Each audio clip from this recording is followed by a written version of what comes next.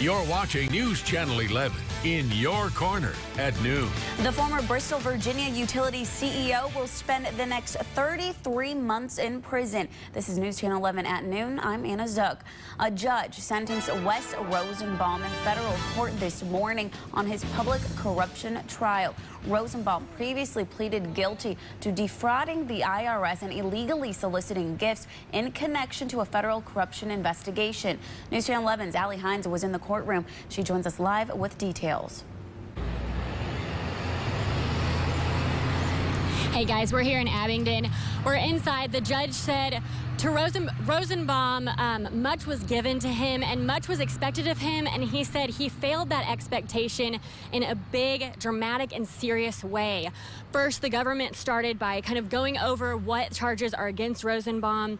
They said that the criminal activity was basically twofold. One was defrauding the IRS by falsely representing benefits to employees. One of those things was the use of BVU vehicles by upper-level management. They had unlimited personal use, according to the government, and that should have been reported to the IRS. That was about a $6,000 a year benefit, according to the government. Another thing, benefits to Rosenbaum and 3 other employees, including membership to a Bristol country club, according to the government, which was about $70,000. That should have been also reported to the IRS. There were also gift cards and cash bonuses, at least $48,000 in cash bonuses, according to the government, that went to Rosenbaum and other BVU employees. The second component of that corruption was getting rewards from contractors. Basically, according to the government, BVU demanded that contractors give them certain gifts like sports tickets and sponsoring their Christmas parties, things like that. That's all according to the government. Rosenbaum got up at the end and said that he apologizes to his family, friends, and BVU customers for his actions. He said he acknowledges what he did and takes full responsibility, and he wants to move on with his life, is what he basically said. Right now, they're not sure when he will go to prison, but as soon as they notify him, he will have to self-report to prison. We don't know what prison that will be at this time. For now, reporting live in Abingdon, Allie Hines, News Channel 11, in your corner. All right, thank you, Allie. And you can look for more coverage of Wes Rosenbaum's sentence on our website, WJHL.com, and tonight on News Channel 11, beginning at 5 o'clock.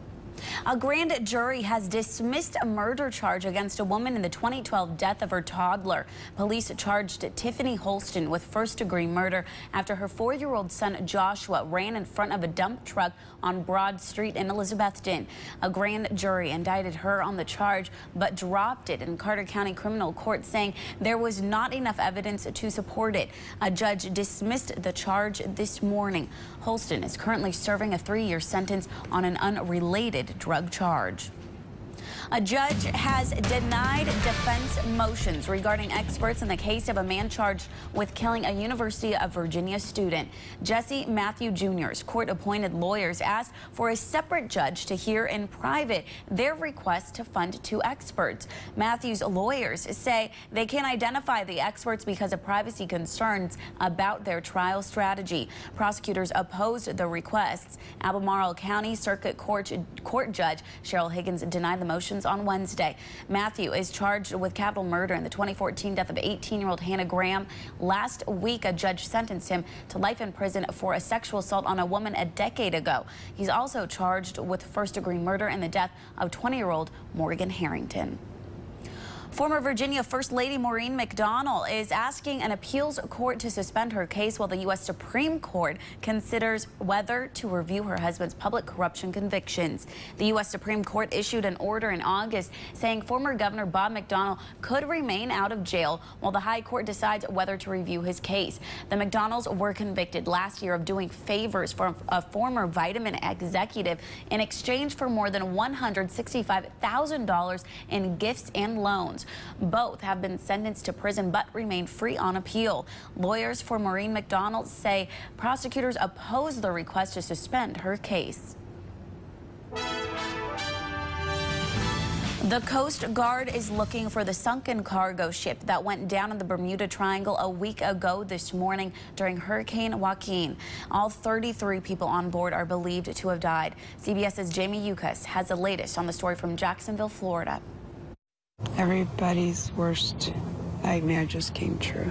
Claudia Schultz is devastated that the search for her husband, Stephen, and the 32 other crew members aboard El Faro has been called off.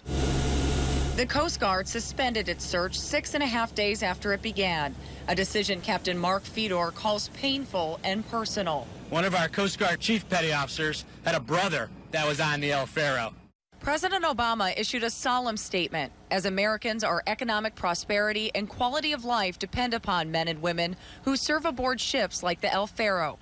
Tote Maritime, the company that owns El Faro, has come under fire for letting the crew leave despite the threat of Hurricane Joaquin. I think there was some greed there. But, you know, come on, we've got to make some money here. A federal investigation spearheaded by the National Transportation Safety Board is now underway.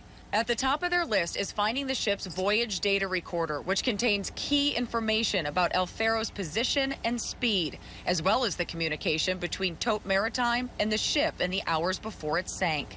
What I find in peace as I envision the entire crew of the El Faro that went down in the ship together, and then that's their final resting place. Jamie Yukas, CBS News, Jacksonville, Florida. The voyage data recorder is activated when it hits water and is designed to send out pings for 30 days. We now know the name of an Elizabethton police officer who was injured during a house fire last night. Police tell us Captain Anthony Buck received burns when he tried to put out a grease fire at his home. It happened around 5:30 last night on Southside Road. Emergency crews transported Buck to Johnson City Medical Center, where he is being treated for burns. A local restaurant is back open today after a car crashed into the building yesterday.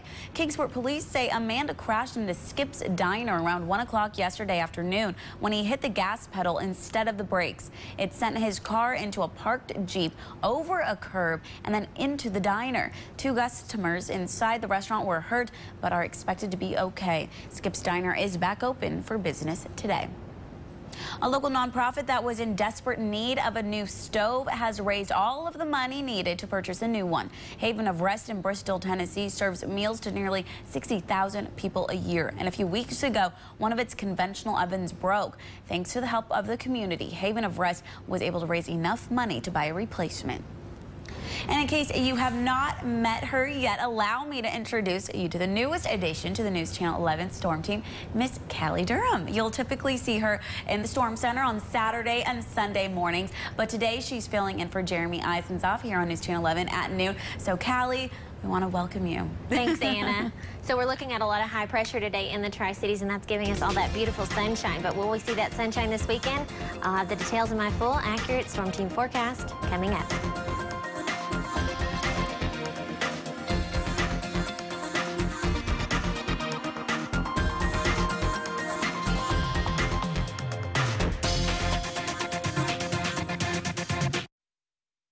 You're watching News Channel 11, Johnson City, Bristol, Kingsport. News Channel 11 in your corner. For a great start to your weekend, catch us. For a Friday morning kickoff. We'll be kicking off the weekend at a different high school throughout the football season. This week, Friday morning kickoff is headed to West Green.